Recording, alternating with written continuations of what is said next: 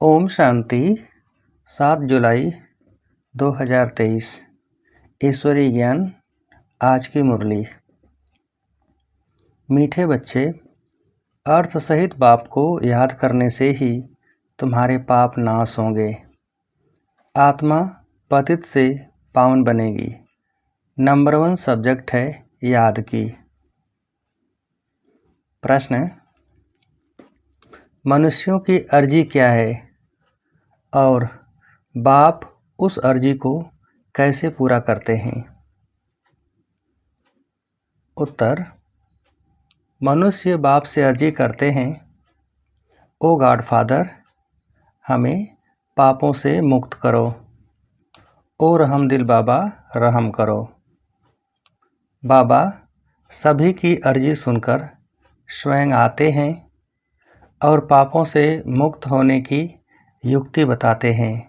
बच्चे, तुम मुझे याद करो। सिर्फ बाप की महिमा गाने से कोई फ़ायदा नहीं। चरित्र गाने नहीं है, लेकिन राजयोग सीखकर चरित्रवान बनना है। गीत भोलेनाथ से निराला। ओम शांति। यह महिमा किसकी सुनी? बिगड़ी को बनाने वाले की। आदि मध्य अंत की नॉलेज सुनाने वाला वह है ऊंच ते ऊंच। जब कोई समझने के लिए आते हैं तो हमेशा उनको पहली बात समझानी है कि ऊंच ते ऊंच भगवान गाया जाता है। ऊंच ते ऊंच उनका नाम भी है। ऊंच ते ऊंच उनका ठाव यानी रहने का स्थान भी है। ग्रंथ में भी है, ऊंचा जिसका नाम, ऊंचा जिसका ठाव। ऊंच ते ऊंच रहने वाला है परमपिता परमात्मा। वह है निराकारी दुनिया, जहाँ निराकार परमपिता परमात्मा रहते हैं। फिर नीचे है आकारी और साकारी दुनिया। तो पहले परिचय उनका देना है। परमपिता परमात्मा तो है ही ट्रुथ, वह है रचयिता। फिर है उनकी रचना, ऊंच ते ऊंच बीज रूप। फिर उनके नीचे सूक्ष्मतनवासी ब्रह्मा विष्णु शंकर, वह है रचना। रचयिता सबके ऊपर है, वह रचयिता है बाप, बाकी है रचना। सब एक परमपिता परमात्मा की संतान हैं, इसलिए हम आत्माएं सब भाई भाई ठहरे। तो परमपिता परमात्मा परम धाम में रहते हैं, उनको ही परमात्मा कहा जाता है। शारीरिक पिताएं तो बहुत है ना। पहले परिचय देना है रूहानी बाप का। उनकी है सब रचना। चित्रों पर भी ध्यान खिंचवाना है। पहले है ऊंच ते ऊंच परमपिता परमात्मा, जिसको मनुष्य सृष्टि रूपी झाड़ का चैतन्य बीज रूप कहा जाता है। वह सत चित आनंद स्वरूप है। सत अर्थात सच कहने वाला। आत्मा भी सत है, वह भी जलती मरती नहीं। सत के बच्चे भी सच्चे होने चाहिए। तुम पहले देवी देवता सच्चे थे। सचखंड स्थापन करने वाला सच्चा बाबा है। ऐसे नहीं कि परमपिता परमात्मा झूठ खंड स्थापन करते हैं। नहीं, सचखंड था, फिर यह भारत झूठ खंड बना है। सचखंड है, परमपिता परमात्मा सच्चा है। पतित बनाने वाले को सच्चा नहीं कहेंगे, और सब हैं झूठे। 5 विकार रूपी माया रावण झूठा बनाती है। राम सच्चा, रावण झूठा। रावण ही भारत को झूठा बनाते हैं। कहानी सारी भारत पर है। समझाना है, भारत स्वर्ग था, अब नरक है। बाप को स्वर्ग बनाने वाला व स्वर्ग का रचयिता कहा जाता है। महिमा भी भारत की है। आदि मध्य अंत का ज्ञान तुमको सुनाते हैं, जिससे तुम त्रिकालदर्शी बनते हो। इसको कहा जाता है स्वदर्शन चक्र। तुम जानते हो कि हम आत्माएं फिर से परमपिता परमात्मा से वर्षा ले रहे हैं। गाया भी जाता है, आत्माएं और परमात्मा अलग रहे बहुकाल, अभी यह मिलन बहुत सुंदर मंगलकारी है। तुम पहले पहले बाप का परिचय देते हो। रचयिता बाप को सर्वव्यापी कहने से फिर यह सिद्ध नहीं होता कि हम सब बच्चे हैं। बच्चे ऐसे नहीं कहेंगे कि हम सब परमपिता परमात्मा हैं। सर्वव्यापी कहने से बाप के साथ वह लव नहीं रहता, न बुद्धि योग रहता है। भारत का प्राचीन योग मशहूर है। वास्तव में बुद्धि का योग लगाना है बाप से। सर्वव्यापी है तो फिर योग किससे लगाएं? क्या अपने आप से लगाएं? कोई अर्थ ही नहीं निकलता। यहाँ तो तुम अर्थ सहित जानते हो। बाप खुद कहते हैं, मेरे साथ योग लगाने से तुम्हारे विकर्म विनाश होंगे। विकर्म तो होते रहते हैं, संपूर्ण कर्मातीत अवस्था अंत में होगी। जब ज्ञान का अंत होगा तब रिजल्ट निकलेगी। स्कूल में भी कोई किस सब्जेक्ट में तीखे जाते हैं, कोई किस में तीखे जाते हैं। सहज सब्जेक्ट है याद की। बाप को याद किया जाता है। याद से फिर आत्मा अच्छी होगी, बर्तन साफ होगा। आत्मा जो इम्प्योर बनी है वह प्योर बनती जाएगी। ऊंचते ऊंच बाप आकर पढ़ाते हैं और ऊंचते ऊंच पद प्राप्त कराते हैं। तुम मनुष्य से देवता बनते हो। समझते हो कि बरोबर आदि सनातन देवता धर्म था। उनको हिंदू नहीं कहेंगे। भारत का नाम बदलकर हिंदुस्तान नाम रख दिया है। आदि सनातन पवित्र देवी देवता धर्म था, जिसको वैकुंठ अथवा स्वर्ग कहा जाता है। वह तो सतयुग है। उनको कहा जाता है नई दुनिया। उनको रचने वाला बाप है, वह है निराकार। सभी कहते भी हैं ओ गॉड फादर। वह ऊंचते ऊंच रहते हैं। ब्रह्मा विष्णु शंकर को सूक्ष्म देह मिली हुई है, उसको सूक्ष्म लोक कहा जाता है, और वह है शांतिधाम साइलेंस वर्ल्ड। यह है स्थूल वतन। तो पहले पहले जब कोई भी आते हैं तो उनसे फॉर्म भराना है।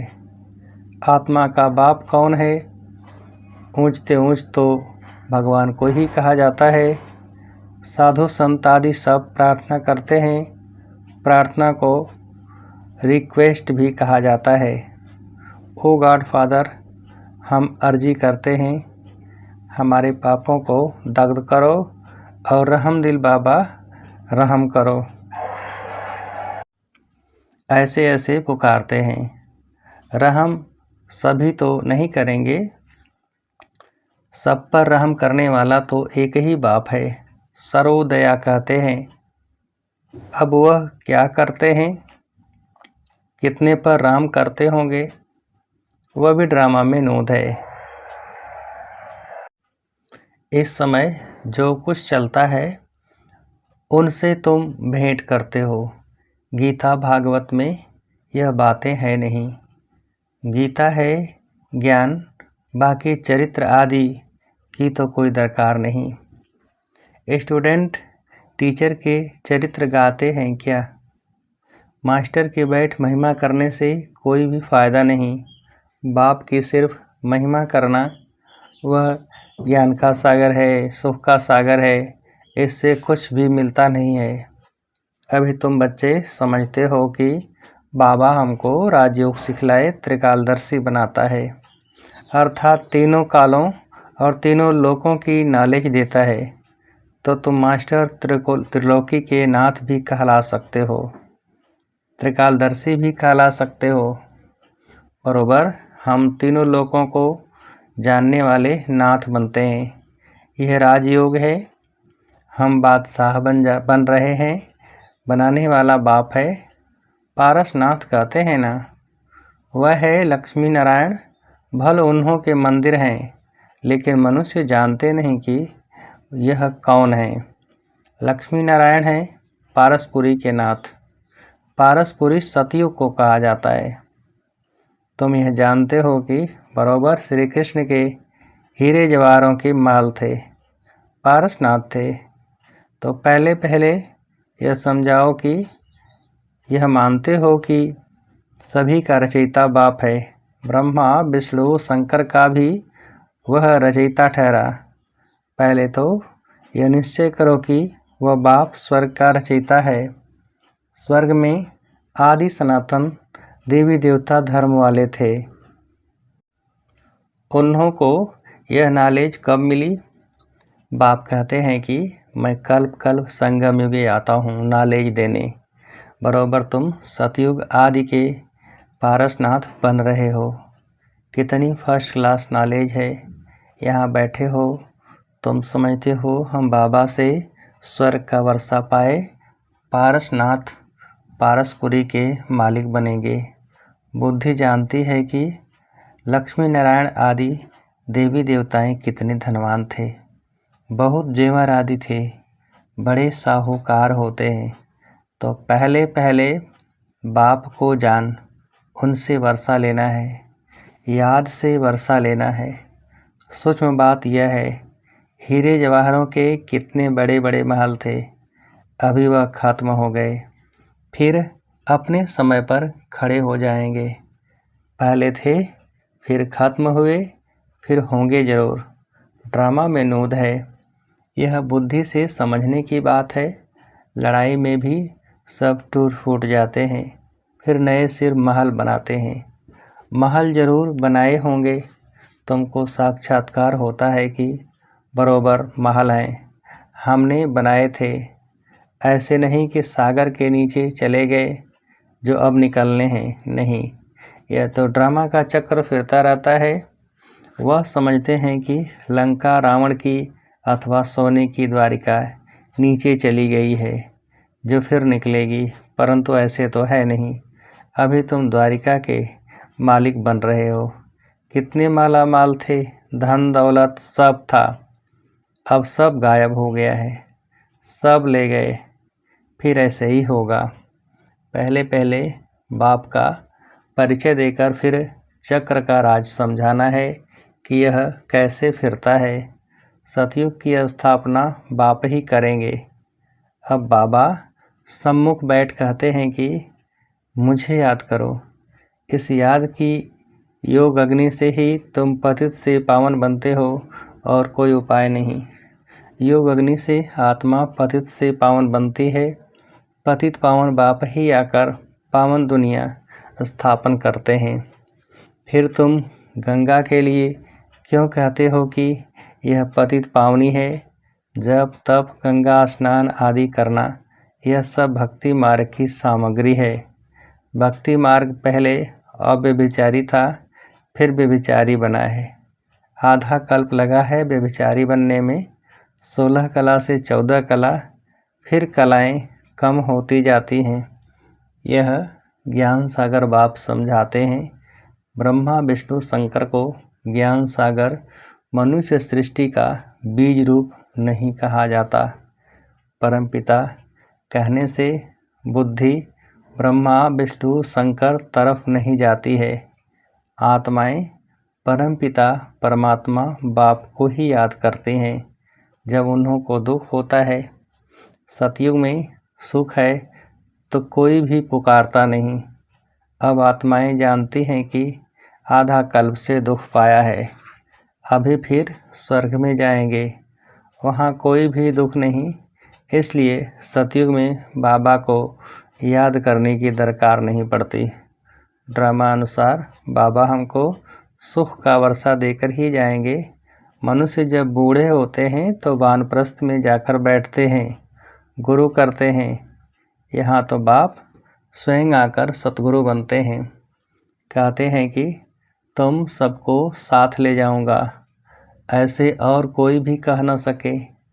साथ में तो कोई भी नहीं ले जाएंगे, हर एक को पुनर्जन्म जरूर लेना पड़े। पाठ में तो आना ही है, मैं तो घड़ी घड़ी जन्म नहीं लेता हूँ। अगर मैं भी घड़ी घड़ी जन्म लूँ तो तमो प्रधान बन जाऊँ। आत्मा ही इम्प्योर बनती है, आत्मा में खाद पड़ती है। गोल्डन एज, सिल्वर एज अक्षर अभी हैं, बरोबर अभी आयरन एज है। अब संगम है, बाप को जरूर आना ही है। पुरानी सृष्टि को नया बनाना यह बाप का ही काम है। बाप ही पतित पावन है, अर्थात सृष्टि को बदलने वाला है। सृष्टि का रचयिता नहीं, बदलने वाला है। रचने वाला कहने से मनुष्य समझते हैं बड़ी प्रलय होती है। पतित पावन अक्षर ठीक है, साधु लोग भी गाते हैं पतित पावन सीताराम। ऐसे तो कभी नहीं कहते कि पतित पावनी गंगा। पतित पावन कहने से बुद्धि परमात्मा की तरफ चली जाती है। गंगा नदी तो वहाँ भी होती है, परंतु वहाँ सब चीज़ें सतो प्रधान हो जाती हैं। गंगा भी सतो प्रधान, यहाँ तो तमो प्रधान है। फ्लड्स कर देती है, गाँवों को डुबो देती है। ब्रह्मपुत्रा कितने गाँवों को डुबो देती है। यह है ही दुखधाम। सतयुग में थोड़े ही दुख भोगेंगे, वहाँ तो कायदेशीर अपना रास्ता लेकर चलेगी। यहाँ रास्ता छोड़ देती है, कभी किस तरफ चली जाती है। वहाँ 5 तत्व सतो प्रधान होने कारण जल भी कभी दुख नहीं देता, यहाँ जल भी दुख देता है। पहले तो यह समझना है कि स्वर्ग का सुख देने वाला कौन है। जरूर बाप ही होगा। अभी तो नरक है, बाबा आया है। हम प्रजापिता ब्रह्मा के बच्चे, ब्रह्मा कुमार कुमारियां हैं। प्रजापिता ब्रह्मा हो तब नई सृष्टि रचे। मनुष्य से देवता किए, करत न लागी बार। किसने किया? परमपिता परमात्मा ने। श्री कृष्ण तो स्वयं देवता है, बाप ही आकर मनुष्य को देवता बनाते हैं। यह तुम अभी जानते हो, आगे तो सिर्फ गाते थे मनुष्य से देवता किए। जानते नहीं थे कि सतयुग किसने स्थापन किया, रचयिता कौन है। सतयुग सृष्टि पर सृष्टि फिर कलयुगी बन जाती है। तो तुम बच्चे समझ गए हो कि यह बड़ा मांडवा है आकाश तत्व का, इसमें खेल होता है। ओपन स्टेज चाहिए ना। मनुष्य पार्ट बजाते हैं तो रोशनी भी चाहिए, इसके लिए फिर सूरज चांद सेवा करते हैं, सितारे भी चमकते हैं। जब रात होती है तो रोशनी अर्थात सुख देते हैं, इसलिए सूर्य देवता चांद देवता कहते हैं। रोशनी आदि का सुख देते हैं ना। अच्छा, मीठे मीठे सिकिल बच्चों प्रति माता पिता बाप दादा का याद प्यार और गुड मॉर्निंग। रूहानी बाप के रूहानी बच्चों को नमस्ते। हम रूहानी बच्चों की रूहानी बाप को नमस्ते। धारणा के लिए मुख्य सार। पहली पॉइंट, ड्रामा के चक्र को यथार्थ रीति समझकर पुरुषार्थ करना है। बाप समान रहम दिल बन सभी पर रहम करना है। दूसरी पॉइंट, बाप सचखंड स्थापन कर रहे हैं, इसलिए सच्चा होकर रहना है। बाप की याद से आत्मा को स्वच्छ बनाना है। वरदान, सेवा की भावना द्वारा अमर फल प्राप्त करने वाले सदा माया के रोग से मुक्त भव। सेवा की भावना द्वारा अमर फल प्राप्त करने वाले सदा माया के रोग से मुक्त भव।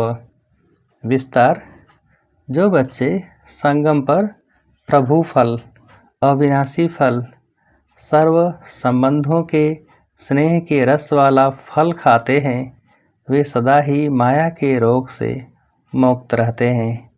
और फल तो सतयुग में भी मिलेंगे और कलयुग में भी मिलेंगे, लेकिन सेवा की भावना का प्रत्यक्ष फल, प्रभु फल, अगर अभी नहीं खाया तो सारे कल्प में नहीं खा सकते। यह फल ईश्वरीय जादू का फल है, जिस फल को खाने से लोहे से पारस तो क्या, लेकिन हीरा बन जाते हो।